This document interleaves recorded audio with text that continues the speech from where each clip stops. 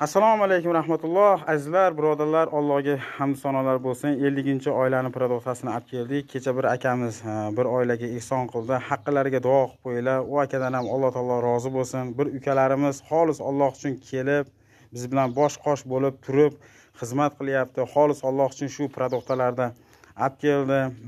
Shu ukaxonlarimizdan ham Alloh taolo rozi bo'lsin. Sizlarda har doim aytganimizdek, har bir tigillaringni u dunyoyu bu dunyo oxiratda shaxsan o'zim javob beraman. Biz ham sizlar orqali savobga amalga ega bo'laylik deb yugurib, yelpinib yuribmiz. Ehson qilayotganlardan Alloh taolo rozi bo'lsin. Hozir dumaloqligi uchun opadan to'g'ri tushunasizlar. Duo oldira olmayman. Sababi sherigim hozir ayrim sabablar bilan boshqa yoqqa ketgan. Shuning uchun shunaqa qilib dumaloq video qilib tashlab turaman. Bu qilayotgan yaxshi amallarimizni payg'ambarlarimiz nomidan, ota-onalarimiz nomidan Alloh taolo qabul etsin. Assalomu alaykum rahmatullohi va barakatuh.